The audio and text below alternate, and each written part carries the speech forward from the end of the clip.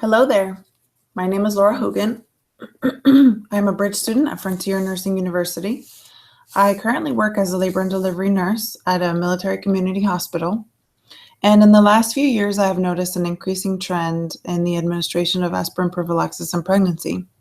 So I thought it would be very interesting to investigate the effect of aspirin therapy for the prevention of preeclampsia.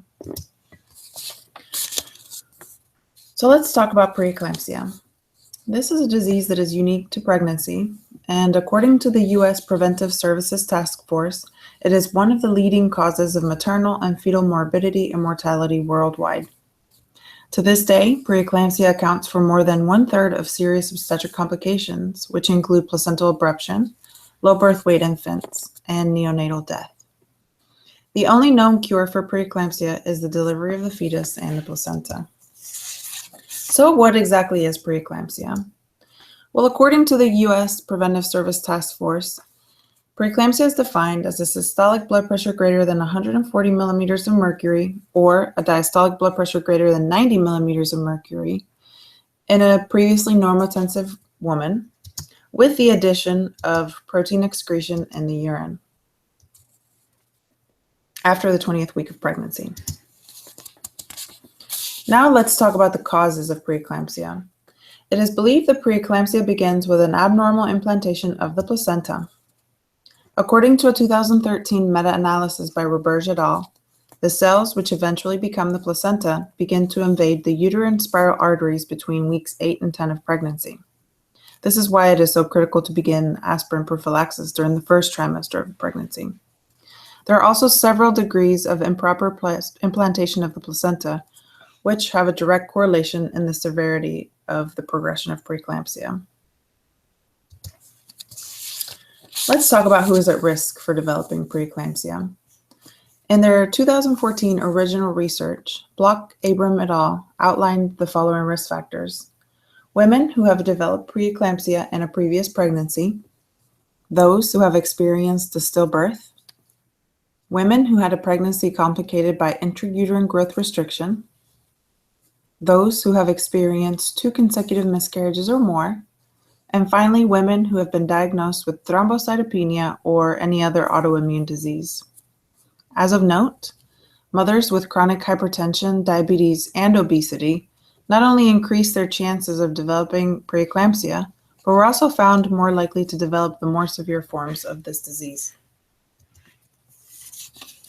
Because inadequate blood flow between the maternal circulation and the placenta prevents the essential nutrients and oxygen from reaching the fetus, the consequences to them make sense.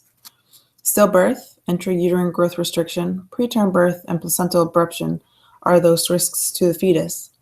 For the mother, eclampsia, which is the development of seizures, or HELP syndrome, which is hemolysis, elevated liver enzymes, and low platelets. Although we still do not understand the action of low-dose aspirin in the prevention of preeclampsia, it is thought that aspirin aids in deeper implantation of the placenta, improving its blood supply. This is accomplished by aspirin's ability to decrease platelet aggregation, increase the development of microvasculature of the placenta, while reducing vasoconstriction. It's also important to note that while aspirin can be a huge asset in the establishment of adequate blood flow in the placenta, it does not always protect women who have had higher first trimester blood pressure measurements.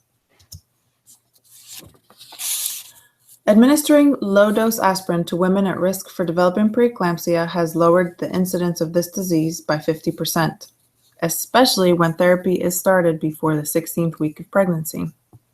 This has led to a decrease in intrauterine growth restriction, preterm birth, and stillbirth. It's also important to note that in 2012, Roberge et al. Indicated that although aspirin was successful in reducing the incidence of severe preeclampsia, it did not prevent milder forms of this disease. To review, the development of preeclampsia is still not fully comprehended, and this is a condition that is only found in pregnancy. And it can have catastrophic consequences for both moms and babies if we don't recognize and treat this condition. Aspirin has been found to decrease the development of preeclampsia by 50%, So by screening all women at the beginning of their pregnancy, those who are found at risk can begin to receive prophylactic aspirin therapy in hopes to increase their chances of carrying a healthy pregnancy to term. Please visit this link. It's to the U.S. Preventive Service Task Force, and it outlines the most current recommendation statement for the aspirin prophylaxis prescription in pregnancy. Thank you so much.